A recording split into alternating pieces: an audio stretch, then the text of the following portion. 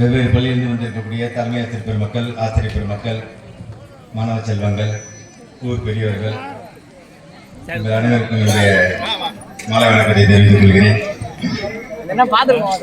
காலையிலிருந்து மாவட்ட ஆட்சியர் அலுவலகத்தில் தொடர்ச்சியாக கூட்டம் நடைபெற்றதா அது கிட்டத்தட்ட 6 மணிக்கு தான் முடிஞ்சது. நான் 6 மணிக்கு அப்புறம் அன்னவாசல்ல ஒரு ஸ்கூல்ல ஆண்டு விழா, அதையும் இதே மாதிரி சூழல்ல இப்போதான் ஜஸ்ட் ஒரு 1 ஹவருக்கு முன்னாடி அந்த ஸ்கூலில் போய் அட்டன் பண்ணிட்டு, கண்டிப்பாக இந்த பள்ளியில என்ன தலைமை ஆசிரியர் தொடர்ச்சியாக என்ன கண்டிப்பா வரணும் சார், பெரியவர்கிட்ட தான் நம்ம சொல்லியிருக்கோம், கண்டிப்பா வரணும் அப்படிங்கிற என்று அழைத்ததன் பேரில், அது மட்டும் இல்லாம தொடக்கப்பள்ளியில் இந்த கல்வி ஆண்டில் அனைத்து தொடக்கப்பள்ளிகள் மற்றும் நடுநிலைப் பள்ளிகளில் மிக சிறப்பாக 100ஆண்டு விழாவும் ஆண்டு விழாவும் தொடர்ச்சியாக கிட்டத்தட்ட ஒரு மாத காலமாக நடைபெற்றுக் கொண்டிருக்கிறது. தலைமை ஆசிரியர் பெருமக்கள்லாம் மிக ஆர்வமாக அந்த நிகழ்வுகளை எடுத்துச் சென்றிருக்கிறார்கள். அதேபோல் மாணவ செல்வங்கள் தொடர்ச்சியாக விழாக்கள், ஆண்டு விழா, கலை திருவிழா மற்றும் பல்வேறு வகையான போட்டிகள் இதெல்லாம் கலந்து கொண்டு தொடர்ச்சியாக தன்னுடைய பங்களிப்பை அளித்துக் கொண்டிருக்கிறார்கள். மாணவ செல்வங்களுக்கெல்லாம் ஒரு வேண்டுகோள், கண்டிப்பாக 2 வேளைகளிலும் காலையிலும் சரி மாலையிலும் சரி குறைந்தபட்சம் 1 மணி நேரமாவது அவங்களுடைய கற்றல் பணிகளை அவர்கள் மேற்கொள்ள வேண்டும். அடுத்தடுத்து நிகழ்வுகளுக்கு மிகவும் கஷ்டப்படாம ஈஸியா போகணும் அப்படின்னா அது இந்த தொடக்க நிலையில அவர்கள் படிக்கக்கூடிய அந்த திறனை பொறுத்து தான். 1லிருந்து 8ஆம் வகுப்பு வரை தொடர்ச்சியாக அவங்களுடைய கற்றல் பணியில் மிக ஒரு ஜாலியான காலம், அந்த பருவம். பட் இருந்தாலும் அந்த நிலையில 1லிருந்து 8ஆம் வகுப்பு வரை அவர்கள் உங்களுடைய கற்றல் திறன், அந்த அடிப்படை திறன்களை தெரிந்து கொண்டார்கள் என்றால் அடுத்தது நடுநிலைப் பள்ளி அல்லது உயர்நிலை மேல்நிலைப் பள்ளிகளுக்கு போகும் பொழுது அவர்கள் மிக எளிதாக வாசிக்கக்கூடிய திறன் மற்றும் ஈஸியா படிச்சுட்டு போயிடுவாங்க. சிம்பிளா சொல்லணும்னா அதான், எளிமையா படிச்சுட்டு போயிடுவாங்க, அழகா கஷ்டப்படாம மார்க் எடுக்கலாம். ஆனா அந்த தொடக்க நிலையில சரியா படிக்காம இருந்தாங்க, விளையாட்டுத்தனமாவே இருந்தாங்க, பெற்றோர்கள் கண்காணிக்கல, ஆசிரியர் பெருமக்கள் சரியா கண்காணிக்கல அப்படின்னா அதுல தொய்வு ஏற்படும். மாணவ செல்வங்களுக்கு நிறைய வாய்ப்புகள் அரசு தொடர்ச்சியாக வழங்கி கொண்டிருக்கிறது.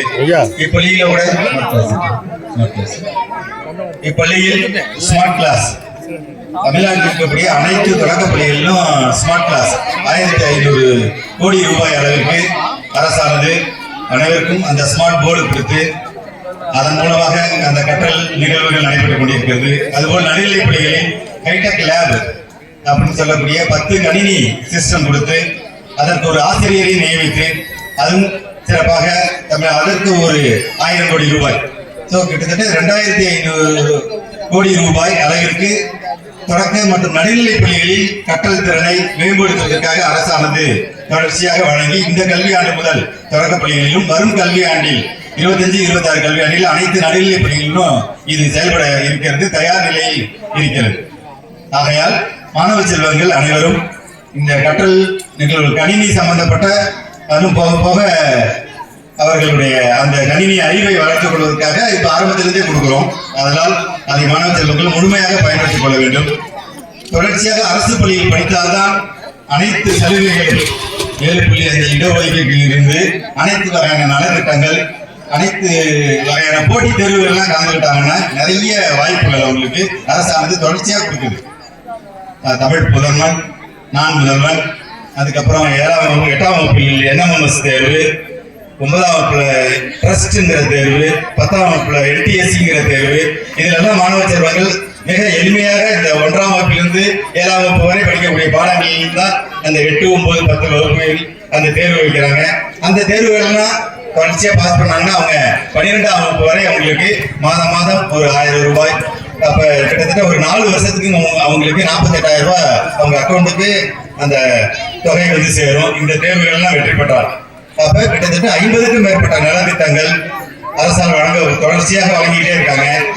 இது எல்லாம் கிடைக்கணும் அப்படின்னா அவங்க தொடர்ச்சியாக அரசு பள்ளியில் படிச்சாதான் கிடைக்கும். ஒரு தனியார் பள்ளியில கூட இந்த அளவிற்கு நலத்திட்டங்களோ அல்லது கணினி சம்பந்தப்பட்ட அறிவை வளர்க்கக்கூடிய தொழில்நுட்ப ஆய்வகங்களோ இருக்காது. அவங்க எல்லாம் அதற்கு அப்படியே இருந்தாலும் அதற்கெல்லாம் தனி தொகை பெற்றோர்களிடம் வாங்குவாங்க. ஆகையால் பெற்றோர்களாகிய நீங்கள் உங்கள் குழந்தைகளை தொடர்ச்சியாக அரசு பள்ளிகளில் படித்து அவங்களுடைய அரசோட கிடைக்கக்கூடிய நலத்திட்டங்கள்லாம் முழுமையாக சென்று அடைவதற்கு நீங்கள் உறுதுணையாக இருக்க வேண்டும்.